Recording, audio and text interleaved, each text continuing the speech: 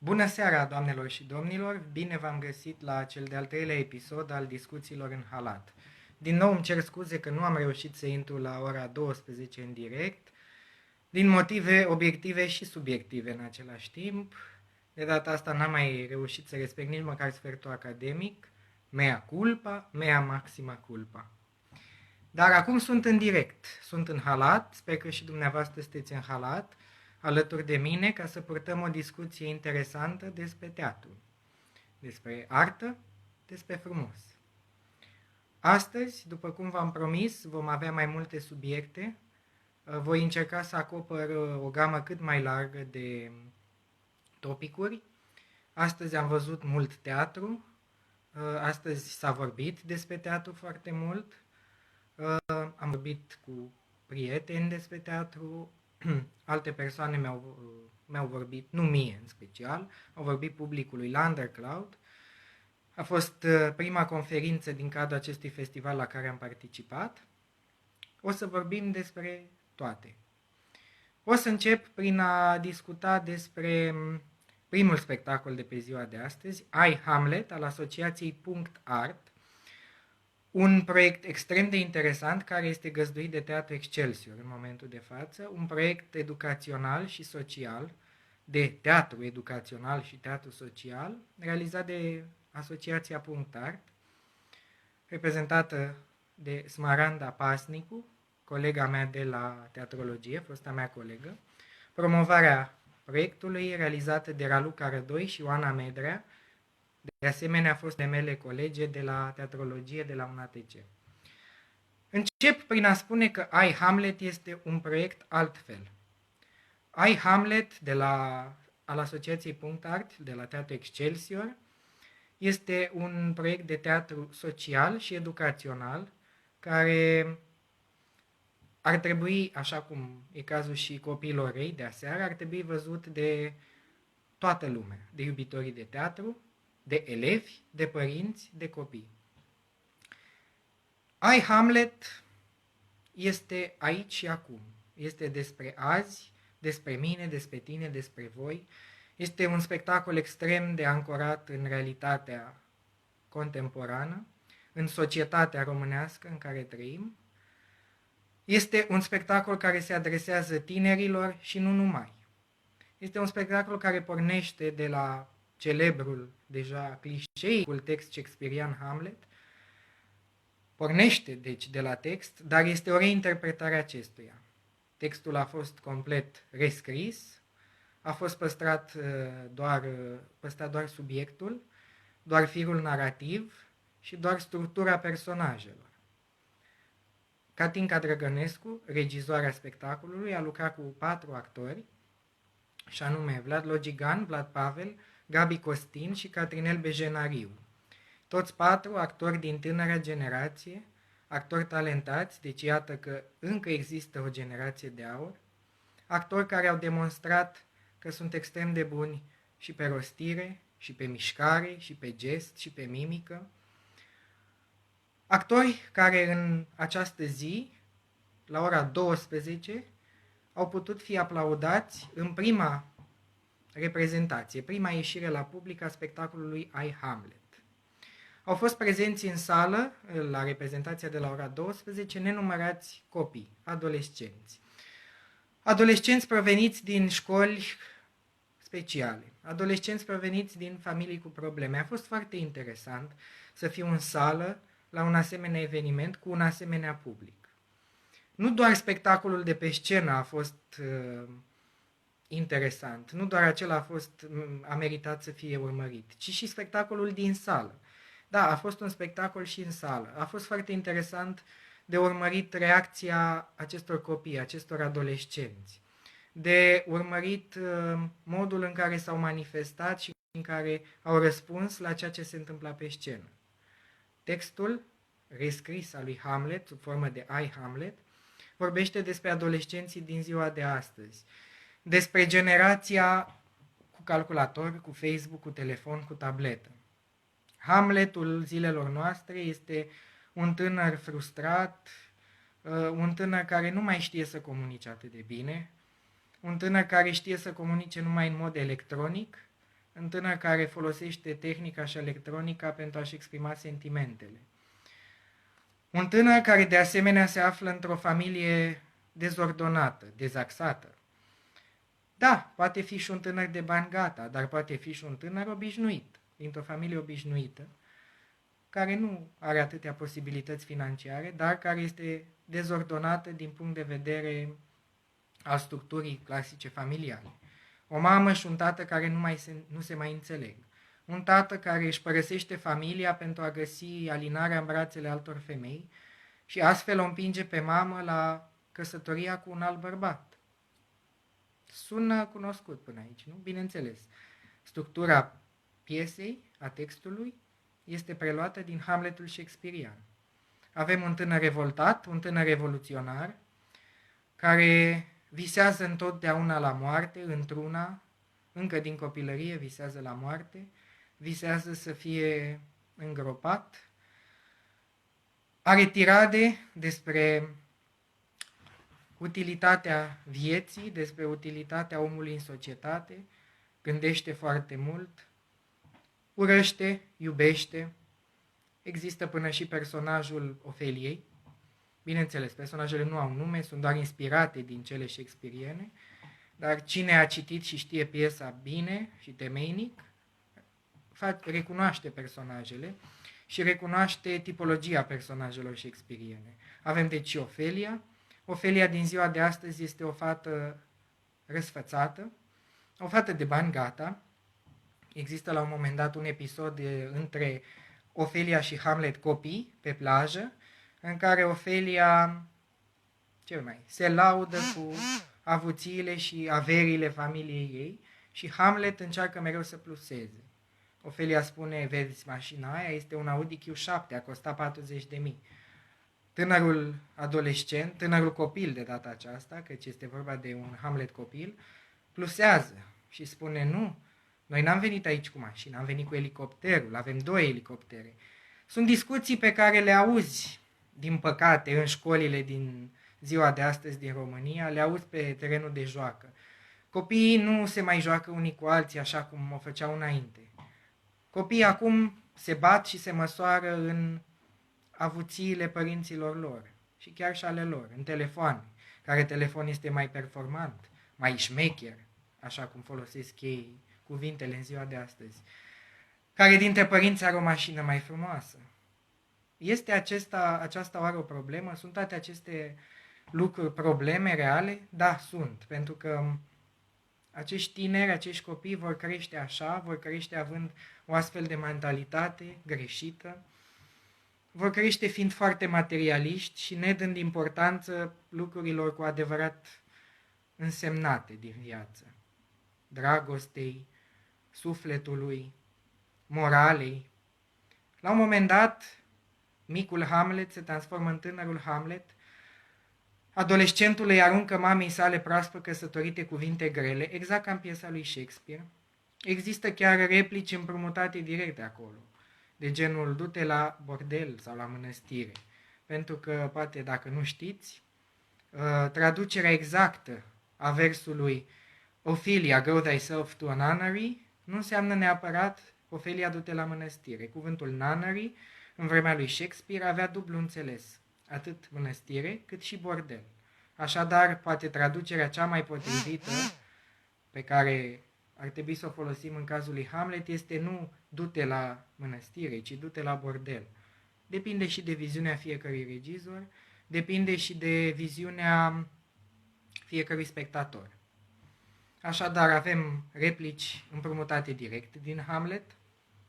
Am menționat, du-te la bordel, du-te la mănăstire.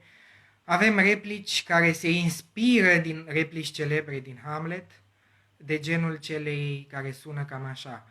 Lumea întreagă a luat o razna, asemănătoare cu ce păcat că cu lumea asta este scoasă din țâțâni, ce păcat că m-am născut eu ca să o îndrept.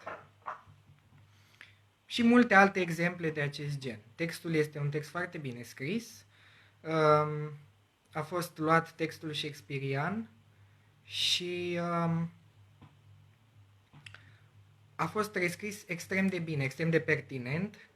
Au fost păstrate structurile personajelor, au fost păstrate tipologiile acestora, a fost păstrată foarte clar linia subiectului, deci pentru oamenii care cunosc teatru și nu neapărat teatru, care au citit Hamlet, acestora le va fi foarte ușor să recunoască originalul shakespearian, ascuns printre replicile moderne, printre replicile folosite de actorii din spectacolul I, Hamlet.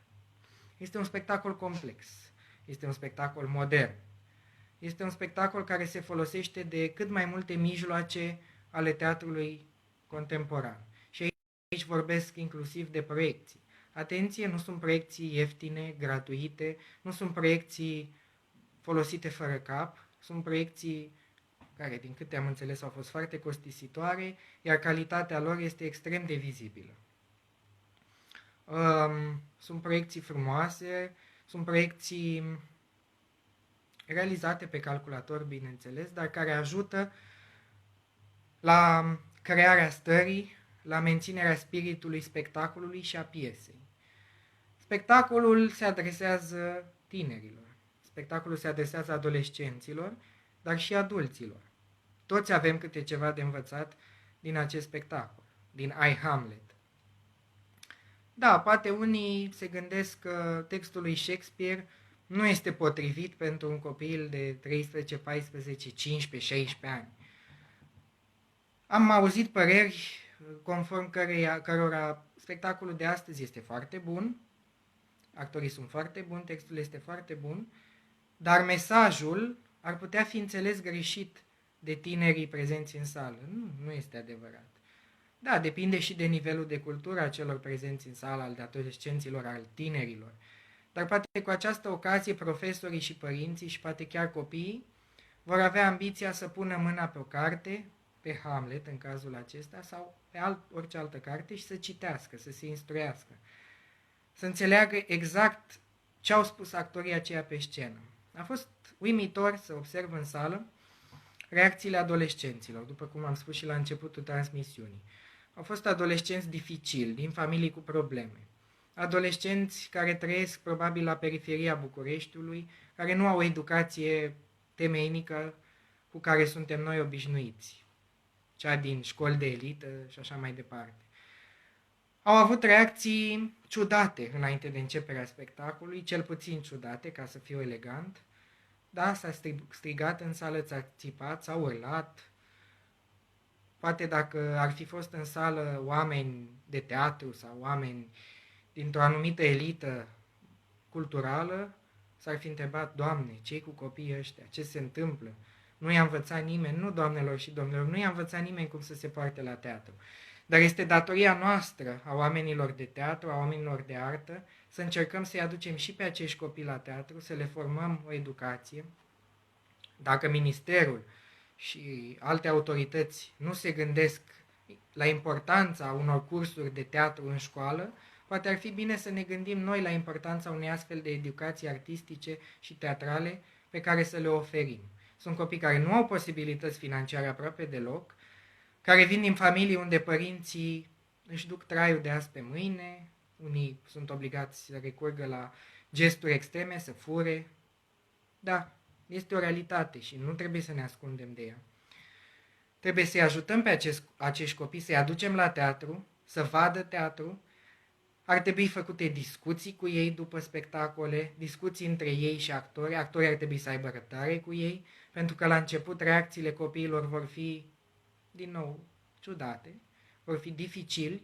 Va fi dificil să porți un dialog cu ei, dar trebuie să înveți să te apropii de ei, să-i înțelegi, să le înțelegi punctele de vedere și mai ales să le înțelegi educația sau, în cazul ăsta, lipsa de educație. Noi, oamenii de teatru, de artă, intelectualii, trebuie să le întindem o mână acestor copii și dacă nu reușim să-i transformăm în niște intelectuali, măcar să le dăm o educație cât de bază. Să știe cum să se comporte civilizat în societate, să știe că nu este frumos să urli la teatru, că este bine să închizi telefonul când te afli fie la teatru, fie la cinema, fie într-un loc unde cineva vorbește. Deci, mă întorc la spectacolul din această zi, din această dimineață, la I, Hamlet de la Teatru Excelsior, spectacol al Asociației Punct Art. Și revin la reacțiile spectatorilor și la uimirea care m-a lovit, să zic așa, în momentul când am văzut că după reacțiile urâte e mult spus, ciudate, ale elevilor de dinaintea începerii reprezentației, în timpul spectacolului copiii încet, încet au început să fie atenți, să fie captați, să facă liniște, chiar dacă pe alocuri mai exista câte un incident de genul să se țipe în sală sau așa mai departe. Nu, copiii au fost captați de spectacol, de mesajul spectacolului, cred eu și sper eu. Au fost captați de modul în care jucau actorii, de modul în care era totul înfățișat pe scenă, de proiecții, de muzică, muzica excepțională, trebuie să felicit regizoarea pentru alegerea unei asemenea coloane sonore, care de asemenea a contribuit la senzația de hipnoză cumva pe care mi-a dat-o spectacolul I, Hamlet. Decorul, proiecțiile, muzica, modul de a rosti al actorilor, poziționarea lor pe scenă. Din când în când, câte unul din cei trei băieți, Vlad Pavel, Vlad Logigan și Gabi Costin, treceau dincolo de o cortină pe care se proiectau hologramele și veneau în avanscenă și în acest fel lăsau celelalte personaje în spatele respectivei cortine de proiecție și ei se desprindeau, se decupau de acțiune și de personaje. În momentul când acești actori se aflau în avanscenă, deveneau conștiința propriului personaj. Deveneau atunci cu adevărat Hamlet. Exprimau gânduri, exprimau o filozofie influențată de textul shakespearian, după cum am spus.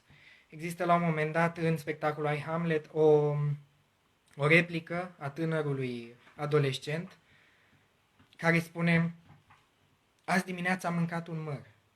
Doamne, dacă în mărul ăla era un vierme, dacă am mâncat viermele care s-a înfruptat dintr-un cadavru, dintr-un mort, înseamnă că și eu am mâncat din omul acela mort.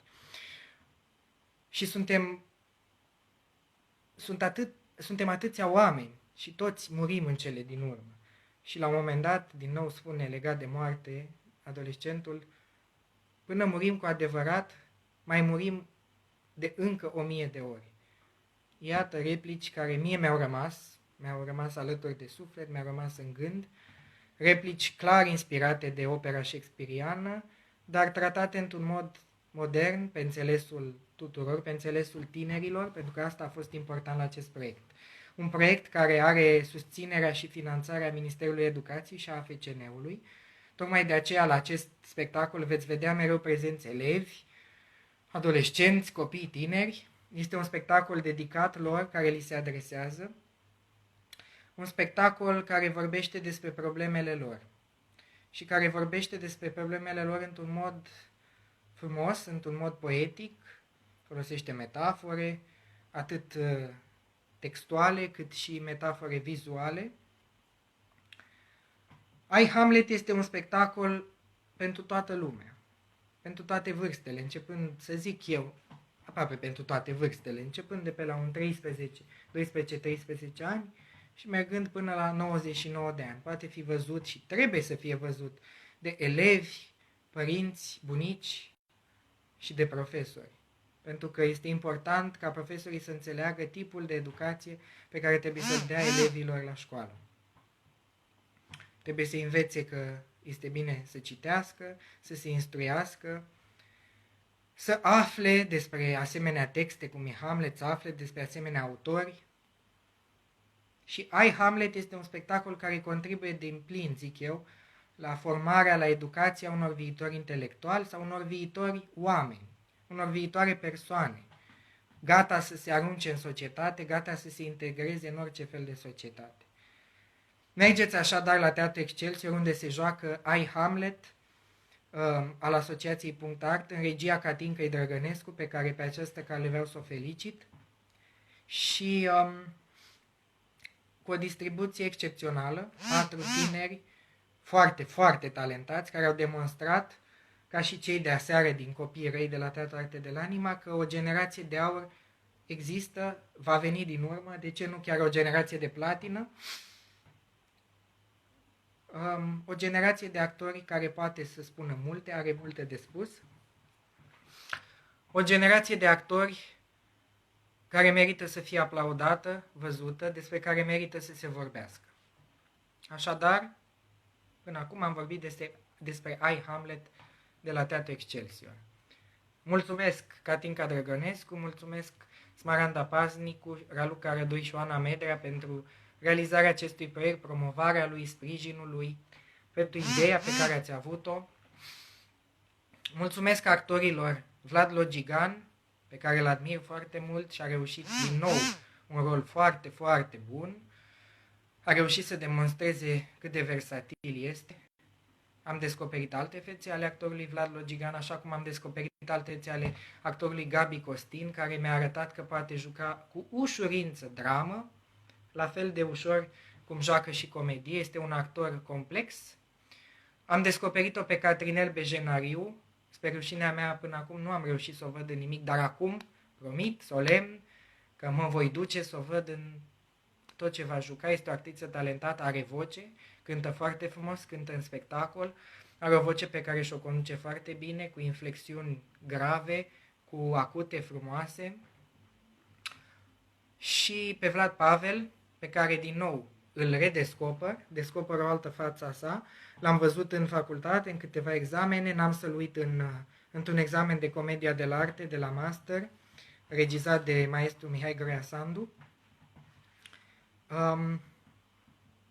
Deci Vlad Pavel, un actor pe care l-am redescoperit, ca și pe Gabi Costin, ca și pe Vlad Logigan și Catinel Bejenariu. Vă mulțumesc, dragi actori, dragi artiști, pentru această experiență I, Hamlet, pe care voi veni să o revăd. Acum voi trece mai departe la următoarea experiență culturală din această zi, și anume la conferința Teatrul Independent în Asia de Sud-Est. O conferință extrem de interesantă, susținută în cadrul festivalului Undercloud, ediția 9, un festival inițiat, condus, creat, realizat de Chris Simion, în acest an la Arcub Gabroveni. Anul acesta, Chris Simion, la îndemnul prietenului festivalului Undercloud, Octavian Saiu, pe care vreau să-l salut pe această cale, mi-a fost profesor. Bună seara, domnule profesor! Deci, la îndemnul domnului Octavian Saiu, Chris Simion a inițiat prima serie de conferințe în festivalul Undercloud, în ediția 9. Și bine a făcut. Ieri a fost o conferință foarte interesantă cu invitați străini, John Elsom, printre alții, o somitate în materie de critică și studii teatrale, o conferință moderată de asemenea de domnul Octavian Saiu. Astăzi am avut prilejul să asist la conferința Teatrul Independent în Asia de Sud-Est, din nou o conferință moderată de Octavian Saiu și susținută de Benny Lim, actor, profesor universitar, născut în Singapore, mutat în Malaezia, actualmente trăiește în Hong Kong. Și de ce vreau să vorbesc despre această conferință? Pentru că ne-a dat mie și celorlalți participanți ocazia să înțelegem ce se întâmplă cu teatru și în alte spații decât cel european. Și mai ales ce se întâmplă cu teatrul independent. Asia de Sud-Est este o regiune foarte interesantă, paradoxală chiar. Se întâmplă multe lucruri, atât pozitive și negative în zona aceea. Singapore, unul din cele mai mici state, una din cele mai mici țări din lume, este țara de unde se află Benny Lim, vorbitorul de astăzi de la conferință. Este o țară unde există legi care de care mai ciudate, mai șocante, cum ar fi interzicerea amestecării gumei. O lege provenită dintr-un considerent foarte simplu și la îndemâna oricui, aparent, faptul că autoritățile nu vor ca orașele și străzile să se murdărească cu gumă de mestecat. Iată de ce au interzis prin lege mestecatul gumei. Culmea este că acest domn, Benny Lim, un personaj foarte interesant, în spectacolele sale de teatru independent, pe care le-a susținut și le susține, folosește subiecte din realitatea sa imediată, din experiențele sale imediate. Într-unul din spectacolele sale a vorbit despre această lege, aparent stupidă pentru noi europenii, de a interzice mestecatul gumei. Toată discuția pe care a susținut-o Benny Lim în conferința sa Teatru Independent în Asia de Sud-Est, deci toată discuția sa m-a interesat foarte mult și ar trebui să intereseze orice iubitor și orice om aplecat pe teatru, mai ales pe teatru independent. De ce? În Singapore, în Malaysia, în țările în care domnul Benny Lim lucrează, a lucrat, există cenzură. Da, în secolul 21, mileniu 3, în 2016, încă există în lumea aceasta cenzură în materie de cultură. În Singapore este o cenzură foarte, foarte pregnantă. Este o cenzură care controlează modul de a face teatru, de a face artă. Există un un organism al statului, al guvernului, căruia trebuie să-i trimită toți creatorii, toți regizorii de teatru, toate scenariile pe care au de gând să le monteze. Acest organism al guvernului își dă acordul sau nu, sau creează nivele de vârstă pentru fiecare text. În Singapore, subiecte delicate sunt religia, politica, problemele de stat, problemele de orientare sexuală. Homosexualitatea este interzisă prin lege în Singapore. Dacă ești prins într-un act homosexual, ești arestat. Și tot felul de astfel de reguli și legi. Iar Benny Lim, în teatrul independent, în formele de teatru independent pe care le face, vorbește despre toate aceste probleme prezente în Singapore și în Malaysia. În Malaysia s-ar ciocni de alte probleme sociale, pentru că Malaysia este un teritoriu islamic, este o țară islamică, în care foarte multe lucruri sunt interzise prin lege, cum ar fi faptul că un străin nu are voie să pronunțe numele Allah. Pentru că islamicii consideră că dacă un străin pronunță numele Dumnezeului lor, îl murdăresc. Îl murdărește. Iată de ce nu este voie pe scenă, cu atât mai puțin, să rostești numele Allah.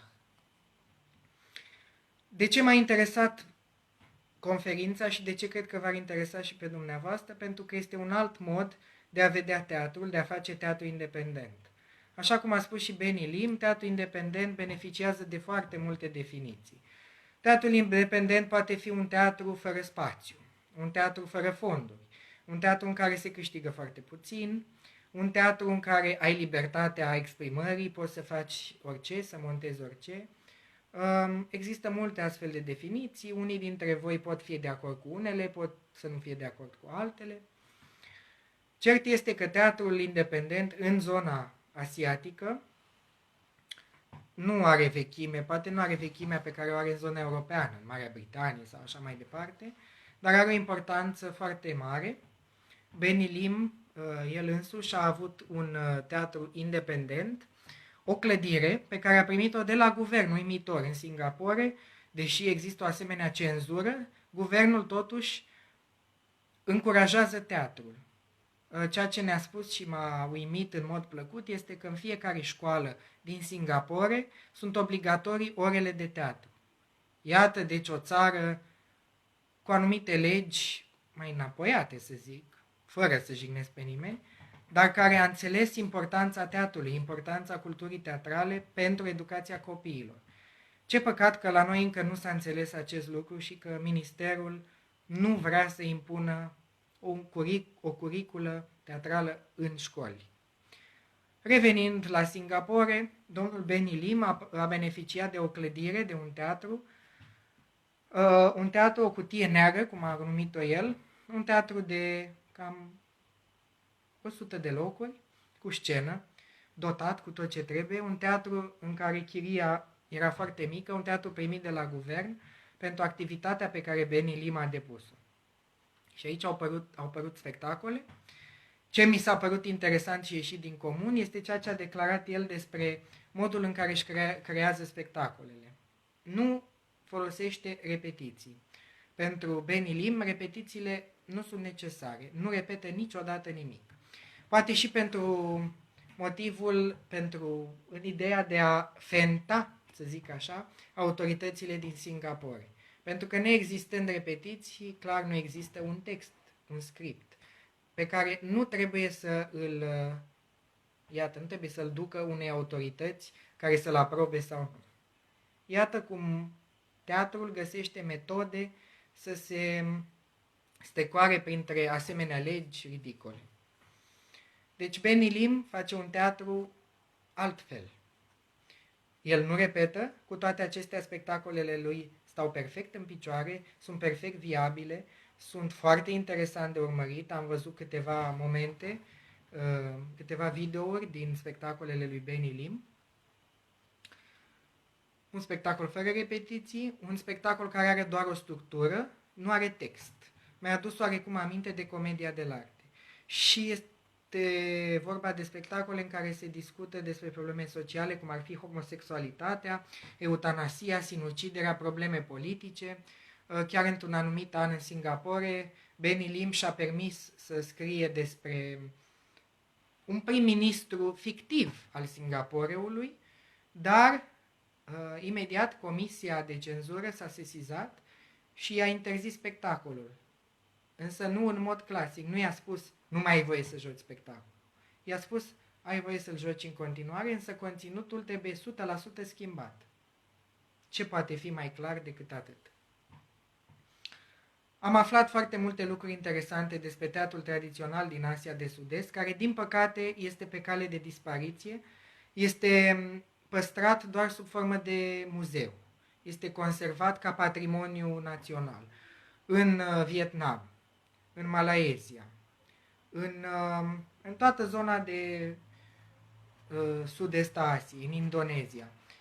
Pentru că a existat o influență foarte puternică din partea coloniștilor. Asia de Sud-Est a fost puternic colonizată de olandezi, de britanici, de spanioli, de portughezi și atunci influențele occidentale au pătruns foarte mult în acest spațiu, în această zonă, care încet, încet a renunțat la propriile tradiții, din păcate, și a ajuns ca teatrul din acea zonă să fie ceva exotic. Și așa cum a spus Octavian Țaiu, din păcate când teatrul tradițional devine ceva exotic, intervine o distanță între privitor și cel care încearcă să facă acest tip de teatru. Și acesta este un mare pericol, este pericolul chiar să se piardă anumite forme de teatru. Iată de ce este important ca acei oameni să înțeleagă că teatrul tradițional trebuie păstrat nu doar în variantă de muzeu, ci trebuie revitalizat, trebuie prezentat în cât mai multe colțuri ale lumii, pentru că până la urmă teatrul este unul dintre cele mai scumpe tezaururi ale unei națiuni. Nu? Teatrul este oglinda unei națiuni, prezintă oglinda unei societăți, poate rămâne de-a lungul timpului, de-a lungul anilor, piesele rămân scrise. Teatrul poate reprezenta o sursă istorică foarte puternică. Teatrul tradițional cu atât mai mult, poate păstra urme de ritualuri religioase, laice. Deci teatrul poate fi o sursă foarte puternică arheologică până la urmă, o sursă socială, economică, în sensul că lumea peste ani, se poate raporta la anumite piese de teatru, la anumite spectacole care pot fi, iată, în prezent păstrate pe suport digital și peste ani lumea să revină la aceste spectacole, la aceste piese și să-și dea seama cum trăia omenirea în alte vremuri. Teatrul tradițional trebuie păstrat. Și în Asia de Sud-Est am aflat astăzi că este în pericol de a fi pierdut. Nu trebuie să se întâmple asta. Să încercăm să ne documentăm, să ne instruim când avem posibilitatea, dacă avem posibilitatea să mergem să vedem asemenea spectacole, fie acolo, fie când sunt aduse în Europa, poate chiar avem norocul în România să vedem spectacole de teatru tradițional asiatice, africane și din alte spații mai puțin cunoscute nouă și să le menținem vii, pentru că teatrul face parte din istoria civilizației. Cam atât despre conferința Teatrul Independent în Asia de Sud-Est, ce a avut loc astăzi la Arcub Gabroveni în cadrul festivalului Undercloud, ediția noua, festival susținut, festival creat, născut, susținut, iubit, promovat de Chris Simion Mercurian, de omul și artistul incredibil care este Chris Simion Mercurian și care vreau din nou pentru a nu știu câtă oară să-i mulțumesc și să-i spun că sunt recunoscător pentru tot ceea ce face, pentru că datorită ei și acestui festival reușesc să mă întâlnesc cu anumiți oameni, să văd spectacole, să cunosc artiști, iată din acest an să particip la conferințe foarte interesante și prin ea să împărtășesc cu dumneavoastră aceste experiențe minunate și sper eu că nu unice, dar până una alta unice. Voi încheia această seară discutând despre o altă manifestare din cadrul festivalului Undercloud, ediția noua, ce are loc în acest an la Arcub Gabroveni pentru prima dată, și voi vorbi despre spectacolul Voix dans le Noir, Voci în întuneric, un spectacol al lui Eric Deniot din Franța, un spectacol din nou altfel. Am fost, să zic așa, binecuvântat în ultimele zile să văd spectacole frumoase, dar spectacole altfel.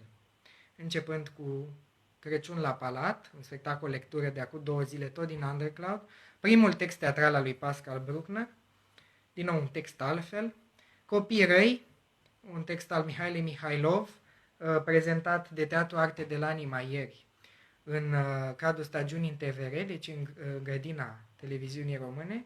Astăzi ai Hamlet, un spectacol special, dar din nou un spectacol altfel. Și acum, încheind ziua, cu Voix dans le Noir, Voci în întuneric. Un spectacol creat de Eric Deniot din Franța, un spectacol de animație, de marionete pentru adulți. Un gen teatral care în România este foarte slab reprezentat. Noi așa când ne gândim la marionete, la păpuși, ne gândim la copii, la teatru de copii. De ce? Marionetele pot fi un vehicul foarte interesant pentru texte clasice, texte mari, deci pentru teatru de adulți. În această seară m-am întâlnit cu un astfel de spectacol, Voix dans le Noir, Voci în întuneric, texte ale lui Matei Vișniec, texte preluate din teatrul său scurt, Teatru Descompus, Omul Pubelă. Am ascultat texte precum Omul cu calul, Omul din cerc, Voci în întuneric. Voix dans le Noir, un spectacol foarte viu, un spectacol interesant și nu folosesc interesant ca pe un adjectiv pe care îl folosesc, adică pentru că nu am altceva să zic. Nu, este interesant, creează interes în rândul publicului. Sala mare de la Arcub Gabroveni nu a fost plină, din păcate, și îmi pare foarte rău pentru cei care au ratat acest spectacol. Nu te întâlnești zilnic cu astfel de reprezentație.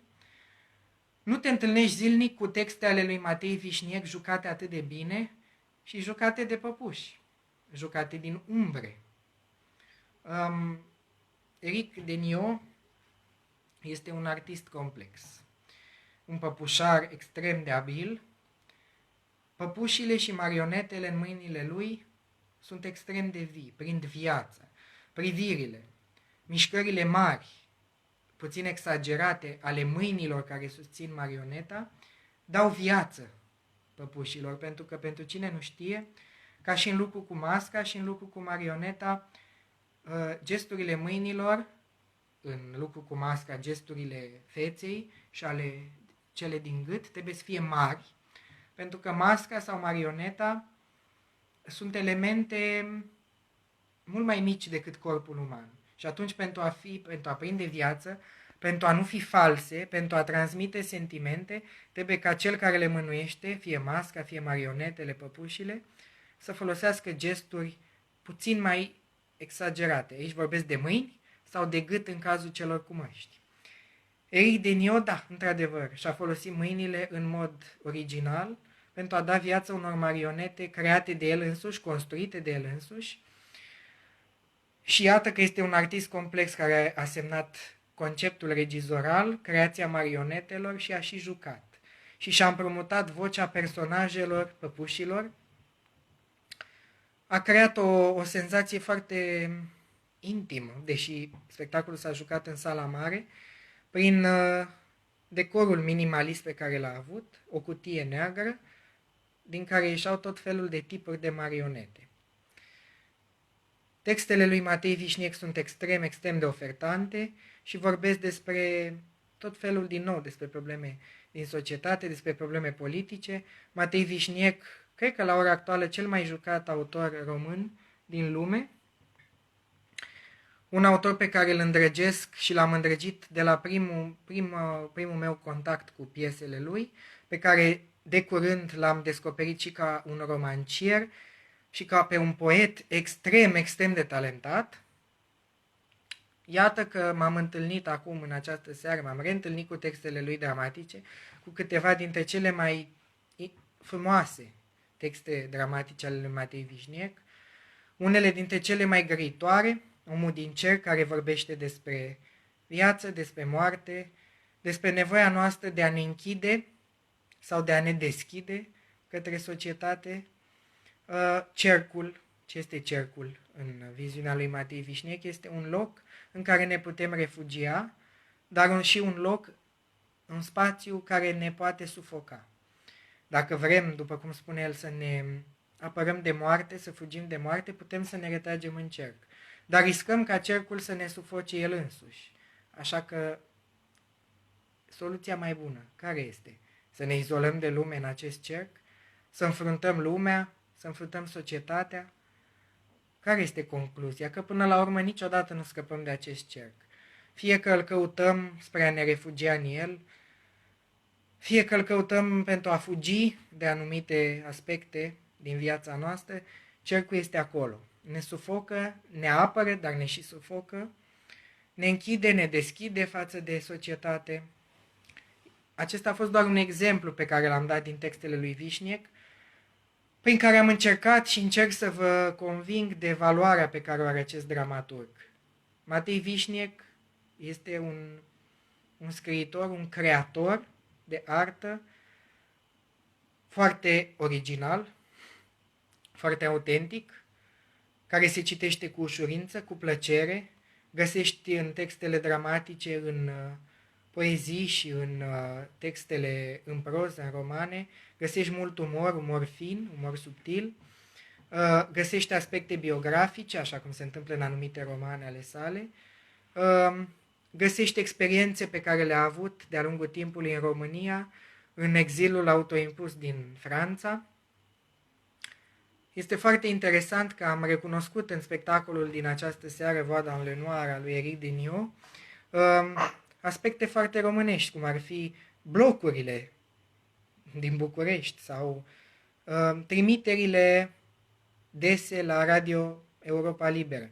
Un aspect pe care mi l-a sugerat colega mea, Andra Năstase, și pe care îmi permit să o citez în această seară. Dar eu fiind foarte absorbit în spectacol, am mai pierdut unele detalii. Este un spectacol care ar trebui văzut de mai multe ori pentru a fi înțeles, pentru a fi văzut, poate trebuie să fie văzut din mai multe unghiuri, pentru că fiind un spectacol de marionete, dintr-un unghi vezi ceva, dintr-un unghi vezi altceva, remarci o anumită mișcare a păpușarului, o anumită mișcare a marionetei. Așadar, nu am putut fi atent sau nu am putut surprinde toate detaliile, de aceea colega mea, Andra Năstase, mi-a îmbogățit viziunea asupra acestui spectacol, povestind împreună cu ea, repovestind spectacolul, revăzându-l în mod virtual, am reușit să pătrund mai bine înțelesul lui.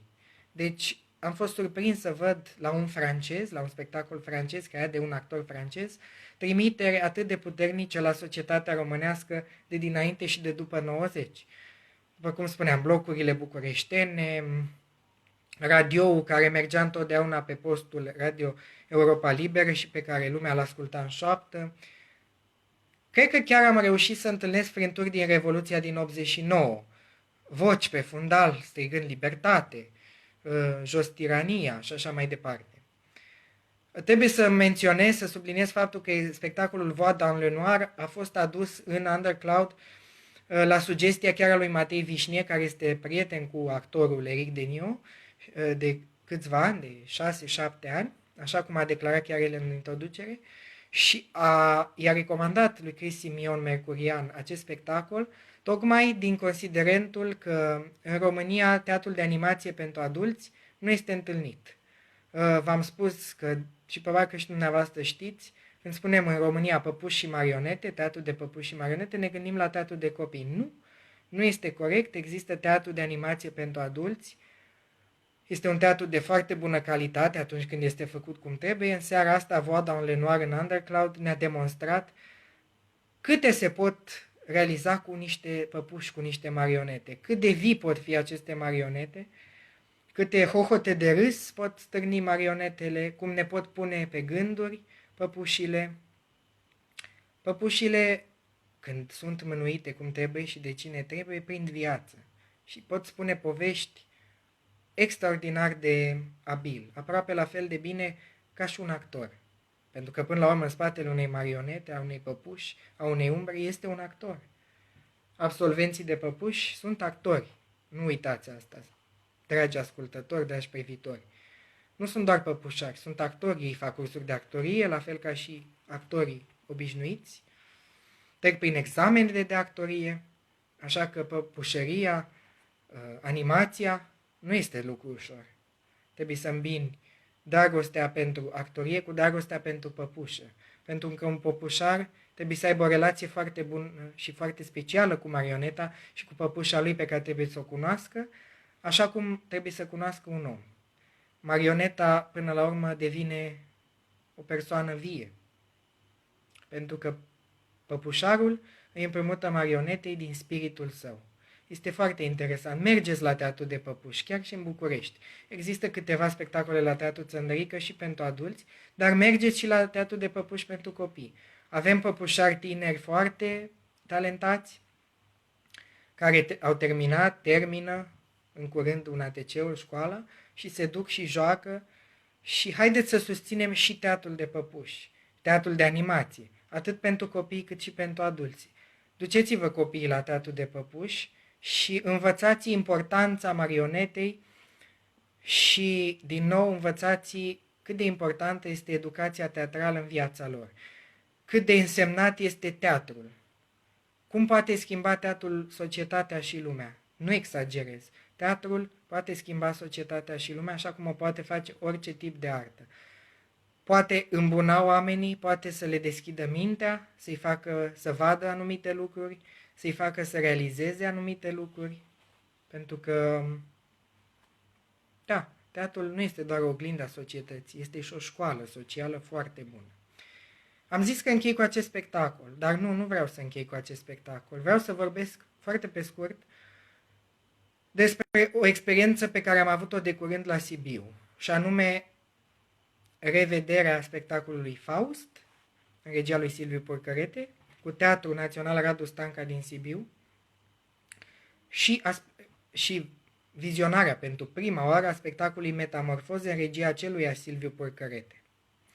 Voi vorbi foarte pe scurt în această seară, vreau doar să amintesc despre aceste spectacole, să le laud, evident, și să le mulțumesc actorilor. Voi vorbi pe îndelete în seriile ce urmează, atât despre Faust cât și despre Metamorfoze, pentru că sunt două spectacole care merită o discuție separată și întreagă.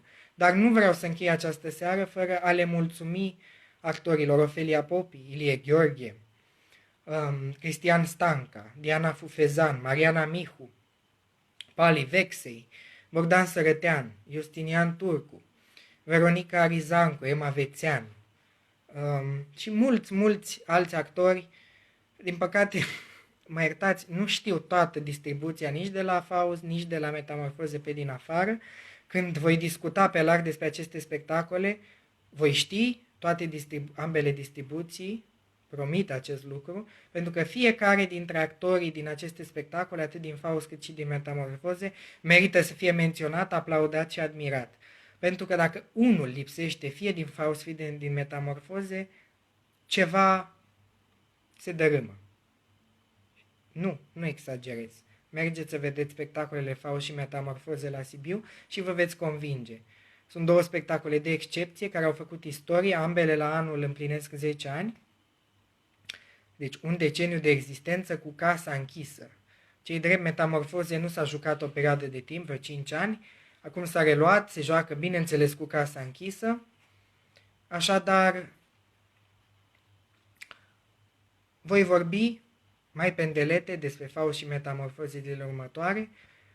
Am vrut doar să le amintesc pentru a nu le uita. Este oarecum și un reminder personal să nu uit să vorbesc despre Faust și Metamorfoze. În această seară, deci, ne reamintim, am vorbit despre I, Hamlet, proiectul Punct Art, găzduit de Teatrul Excelsior, o adaptare modernă și foarte personală după Hamletul shakespearian, în regia Catincăi Drăgănescu, cu Vlad Logigan, Vlad Pavel, Gabi Costin și Catinel Bejenariu, pe care îi salut, îi felicit și le mulțumesc. Un proiect realizat de Smaranda Ileana Pasnicu și promovat de Raluca Rădoi și Oana Medrea, colegele mele de la teatrologie, de care sunt foarte mândru, sunt mândru să spun că am fost coleg cu ele, pentru că iată ce reușit au avut. Apoi am vorbit despre conferința Teatrul Independent în Asia de Sud-Est, din cadrul festivalului Undercloud ediția 9.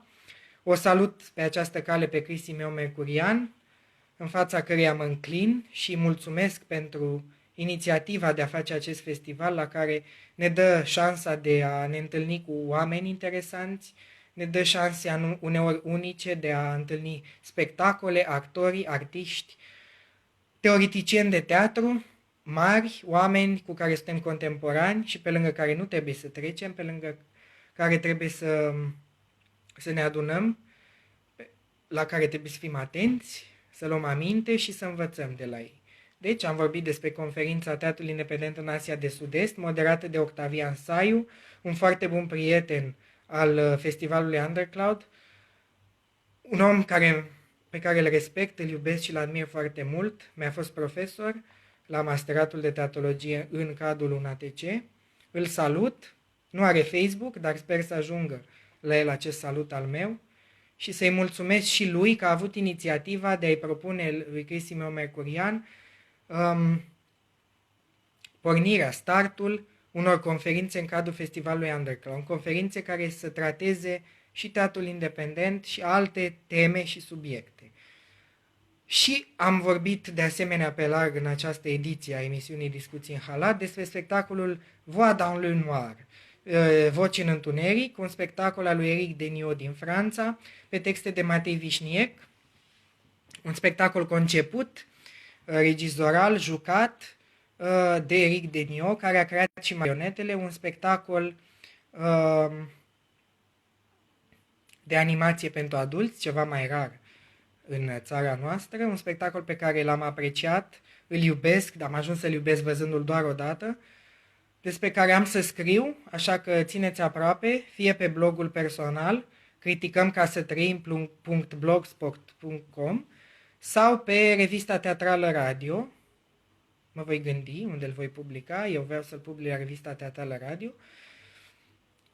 Am încheiat seara amintind doar de spectacolele Faust și Metamorfoze de la Sibiu, regia lui Silviu Purcărete, două spectacole despre care voi vorbi pe larg în următoarele ediții ale discuțiilor în Halat.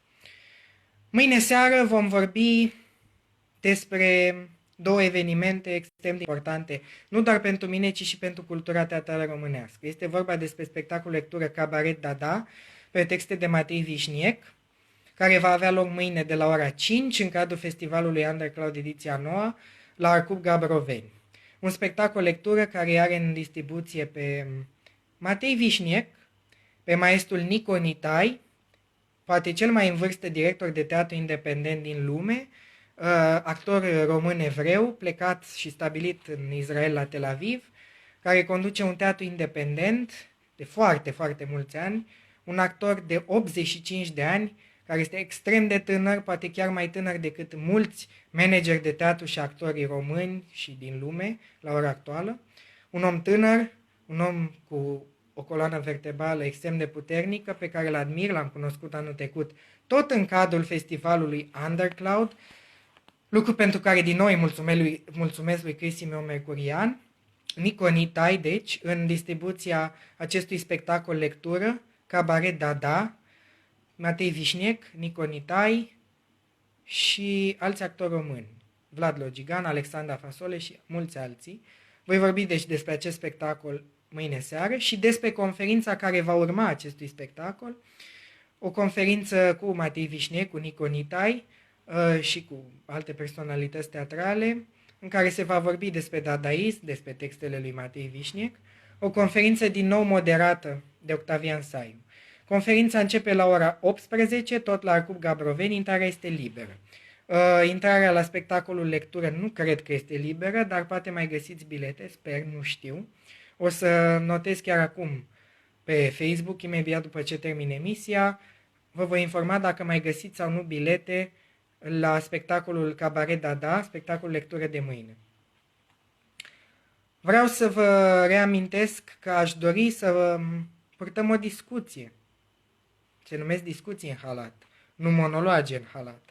Așa că vă aștept mâine seară și de mâine seară începând și cu comentarii live. Adresați-mi întrebări, voi încerca să răspund cât de bine pot și cât de pertinent pot. Întrebări despre teatru, despre artă, operă, balet. Și până mâine seară mă voi gândi să vă adresez și eu vouă, dumneavoastră, întrebări legate de teatru. Și cred că prima întrebare va veni în această seară. Și vă voi ruga să-mi scrieți fie ca și comentarii la acest video, fie în privat, fie ca și comentarii live la ediția de mâine.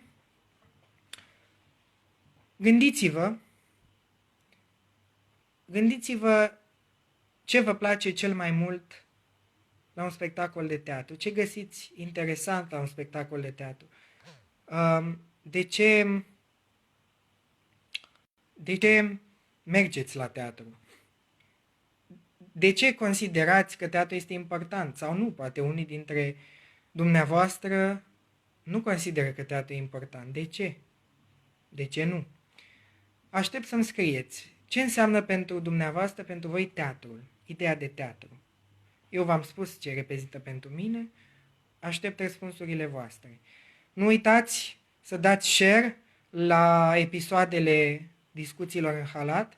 Haideți să facem cunoscut teatrul, arta, frumosul, în cât mai multe puncte ale orașului, ale țării, ale lumii. Vă rog pe această cale, dacă puteți, să dați share la aceste videouri, nu pentru mine, ci pentru oamenii care ar putea fi interesați de asemenea discuții. Vă reamintesc că puteți să citiți diverse gânduri ale mele, cronici, chiar și versuri, eseuri, mici scurte eseuri ale mele pe blogul meu criticămcasatrăim.blogspot.com, blog pe care l-am menționat și mai devreme. Deci http://criticămcasatrăim.blogspot.com. Citiți, dacă vă place, dați un share, dați foară în țară despre acest blog, dați foară în țară despre aceste emisiuni, discuții în cultură, în halat, despre cultură, despre teatru, despre frumos. Sper eu, poate că vor fi și alți oameni interesați să mă asculte și nu doar să mă asculte, ci să discute cu mine. Scrieți-mi comentarii live, vă voi răspunde, întrebați-mă, vă voi răspunde. De asemenea, puteți să-mi citiți cronicile și în revista Teatru Azi și în revista Teatrală Radio, condusă de domnul Costin Tuchilă, și în revista Liber să spun, a aceluiași domn Costin Tuchilă. Am publicat deja acolo, voi publica și despre spectacolele despre care am vorbit alaltăieri, seara, aseară și astăzi. Eu sunt Tudor Sicomaș, vă aștept și mâine seară, tot în jurul orei 0, la episodul al 4-lea din cadrul discuțiilor în halat. Luați-vă halatele și hai să bârfim despre teatru. Iubiți arta, iubiți frumosul. O seară plăcută și noapte bună!